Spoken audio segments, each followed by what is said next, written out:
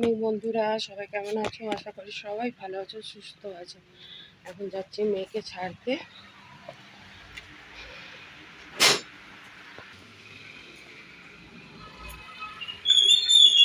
সবাইকে ওয়েলকাম জানাই আমার চ্যানেলে। এখন কিন্তু মেঘলা পুরো ওয়েদারটা দেখো।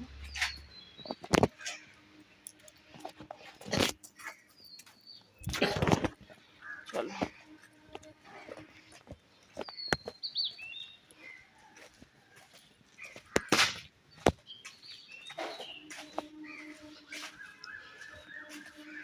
ওয়েদারটা খুব সুন্দর হয়ে আছে। আমার একটু ঠান্ডা লেগে গেছে, নাকটা পুরো বন্ধ। বাবা পা দিবি না। ওয়েদারটা দেখো কি সুন্দর, মেঘলা, শান্ত শান্ত ওয়েদার। এই যে এদের অটোতে যাবো বন্ধুরা মেয়েকে আনতে। ওয়েদারটা খুব খারাপ, কখনো রোদ, কখনো বৃষ্টি, কখনো ঝিরিঝিরি বৃষ্টি পড়ছে, আবার ভ্যাপসা গরম।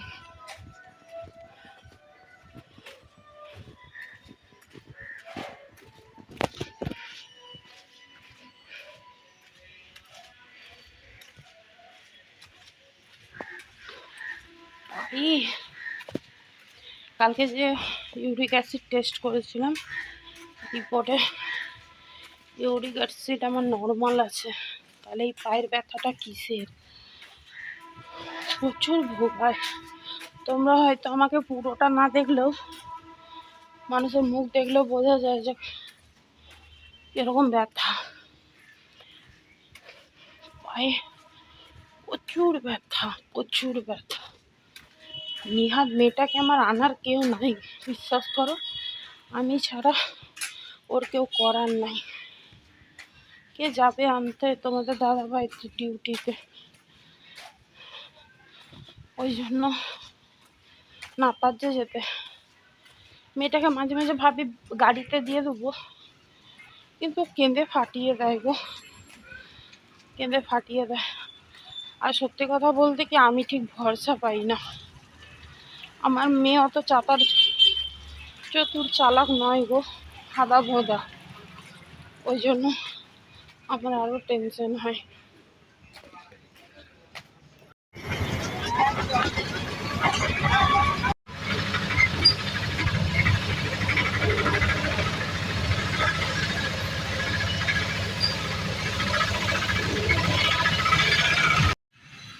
এই যে মেয়েকে টিউশনে দিয়ে এবার যাচ্ছি বাড়ি, রান্না বসাবো।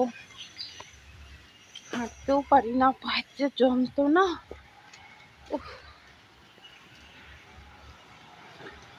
খুব কষ্ট হয় গো।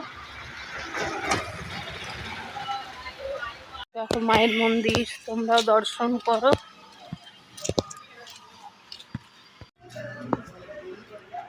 অনেকদিন তোমাদের মায়ের মন্দিরটা দেখানো হয় না। বাড়ি গিয়ে কাজ শুরু করি, গুছিয়ে নিই কি রান্না করব না করব, তারপরে তোমাদের সামনে আসবো আবার। ঠিক আছে বন্ধুরা, রান্না বান্না করছি, রান্না শুরু হয়ে গেছে। টিফিনটা তোমাদের দেখানো হয়নি, পরোটা আলুর তরকারি খেয়েছিলাম। আজকে সেরকম কিছু রান্না করবো না, কারণ আমার শরীরটা ভীষণই খারাপ লাগছে, পায়ের মারাত্মক যন্ত্রণা। আর সব থেকে বড় কথা না, মানে এই নাকটা পুরো বন্ধ হয়ে গেছে, বন্ধ হয়ে না এই পোর্শনটা ভারী হয়ে আছে। তো যার কারণে সাদা মাটা রান্না করবো, ডিম দিয়ে আলু দিয়ে মাখা মাখা করবো। আর মুগ ডাল হয়েছে, লাউ দিয়ে, কাঁকরোল ভাজা, শাক ভাজা। এমা বৃষ্টি আরম্ভ হয়ে গেছে, আমার জামা কাপড় বাইরে আমি আসছি, দাঁড়াও। দৌড়ে গিয়ে জামা কাপড় তুলেছি। আমরাটাও হচ্ছে, ডাল ভাজাভুজি সব হয়ে গেছে, ভাত হয়ে গেছে, ডিমের ঝোলটা করবো। কুমড়ো ভাতেও দিয়েছি, বলতে ভুলে গেছি। চলো, 1:45 বাজে, কাজ শেষ হয়েছে, বা করবো স্নান। লেবু আনতে গেছিলাম, ছিল। মেয়েকে খেতে দিয়ে দিই, মা খাইয়ে দিবে বলছে। তো দাও, মা পুজো দিচ্ছি, দেখাই তোমাদেরকে।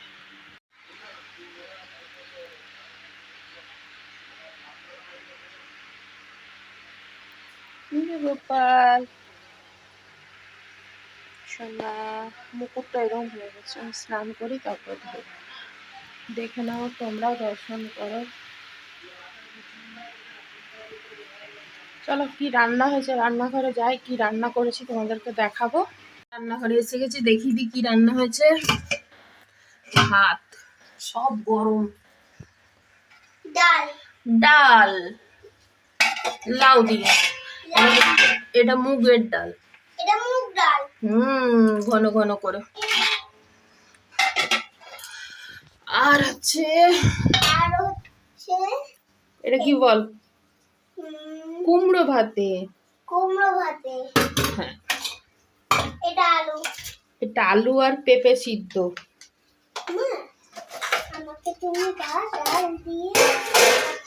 এইটা কাঁকরোল ভাজা, পোস্ত আলু বেগুন দিয়ে, শাক, এটা ডিম সেদ্ধ আমার দেওরের, কেন ডিম সেদ্ধ খায়, ঝোলের খায় না।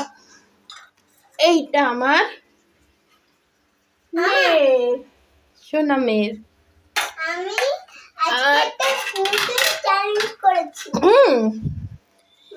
এটা হলো আমরা টক,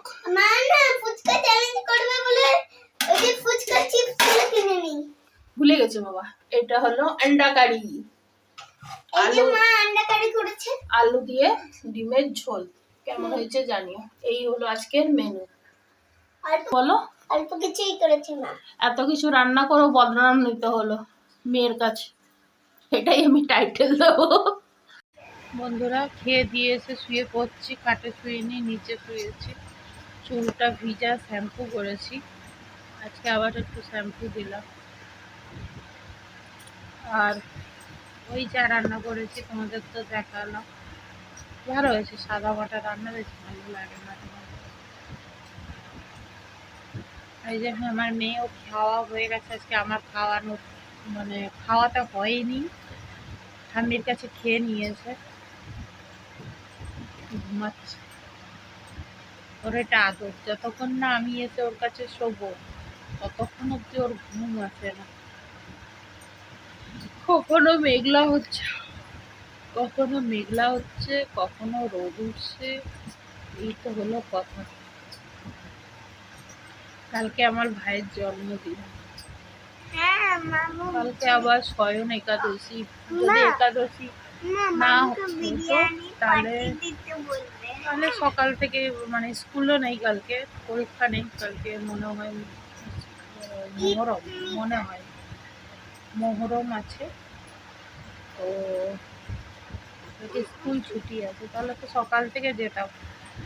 তো আমি এবার ভাবলাম যে সকাল থেকে যাবো, তো মানে যেহেতু একাদশী, এবার আমি বাড়ি গেলে মা আছে, অন্তরা আছে, ওদেরও অস্বস্তিতে পড়বে, মানে আমি খাবো না কালকে কিছুই, ফলাহার ফল খেয়ে থাকতে হবে, কারণ ফল আবার আমার, ফলের মধ্যে ভালোবাসি আম, লিচু। আমটা আমি খেতে পারবো না, কেন ফলহারিণী অমাবস্যার সময় আমি মাকে আমটা সমর্পণ করেছি, সেহেতু আমি এখন আর আম খাইও নি, কাঁচা আম পাকা আম কোনো আমি খাইনি, যখন থেকে আমি ওই ফলহারিণী অমাবস্যায় যখন থেকে মাকে আমি অর্পণ ওটা করে দিয়েছি, যতক্ষণ না আমার একটা মনের ইচ্ছা আছে মা আমার পূর্ণ করে, ততদিন অবধি আমি আম মুখে নেবো না। আর কলা আমি খাই না, আমি কোনো ফলই খাই না, সত্যি বলছি। আমি খাওয়ার মধ্যে পেঁপেটা, মানে পাকা পেঁপেটা আমি খেতে ভালোবাসি, পেয়ারা সেটা খাওয়া যেতে পারে।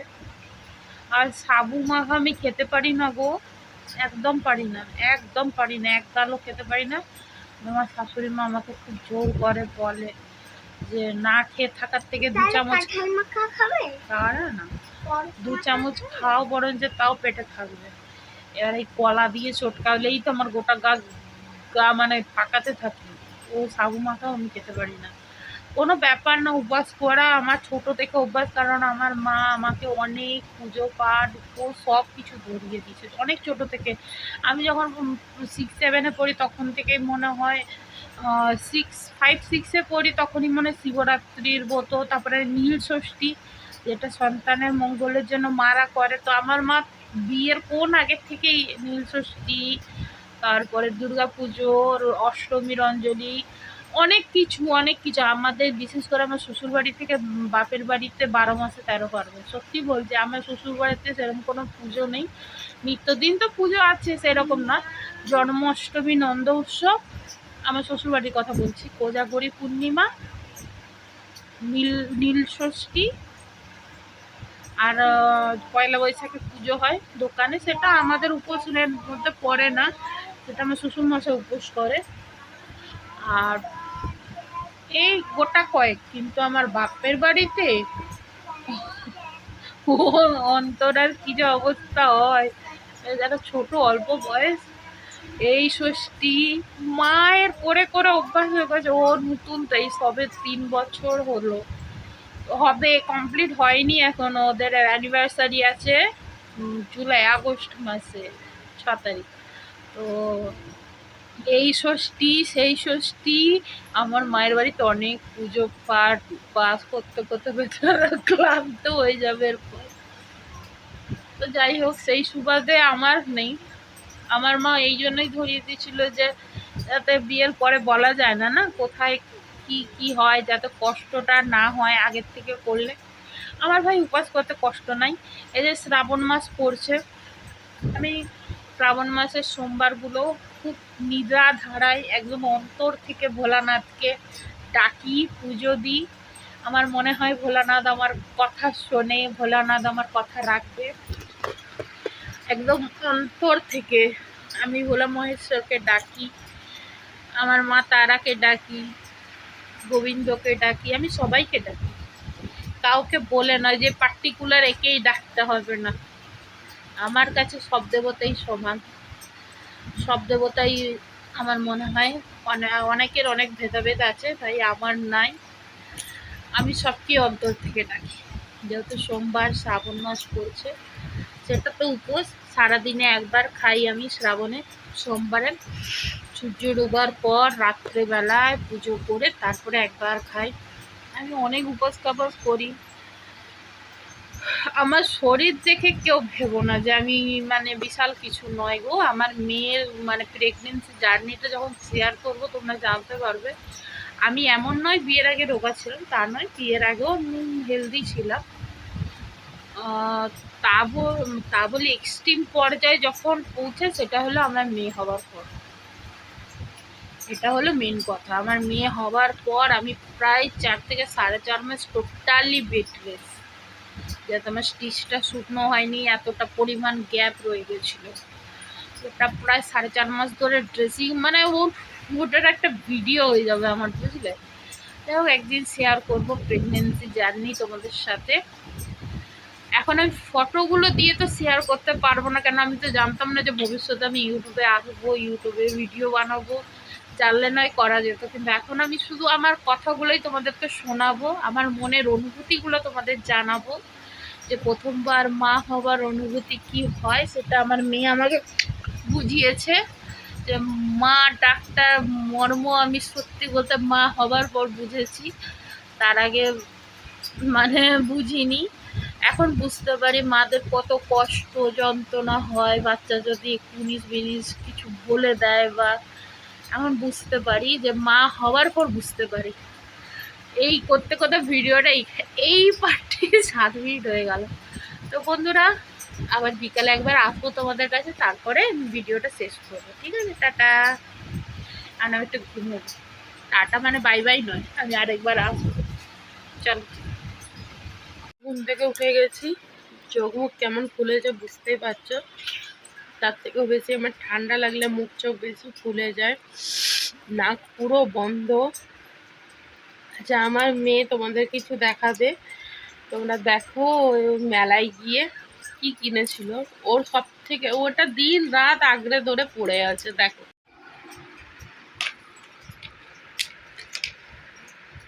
আমার এই তিনটে লিপস্টিক পছন্দ হয়েছিল। 3টে লিপস্টিক পছন্দ হয়েছিল।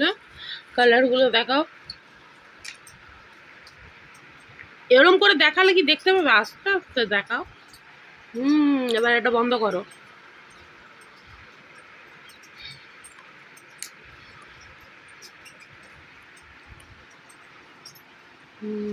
সুন্দর। তারপরে এটা আপেল কালার। খুশি এবার? তিনটে লিপস্টিক বানাম, ওই যে একটা লিপস্টিক মামি চুড়োতে ভেঙেই গেছে ছোটতে। বলো বলো। যে বোনের জন্য একটা লিপস্টিক নিয়েছি। এনেছো? হ্যাঁ। বন্ধুরা, ভিডিওটা আমি এখানে আজকে শেষ করব সন্ধ্যাবেলায়।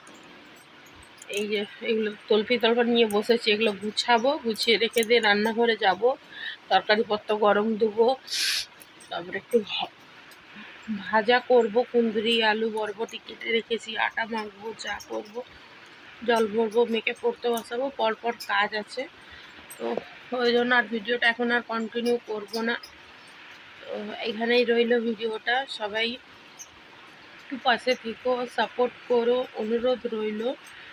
Tata, good night. কি বলবো, 6:30 বাজে, গুড নাইট কি বলা যায় জানি না, তাও আগাম গুড নাইট দিয়ে রাখলাম।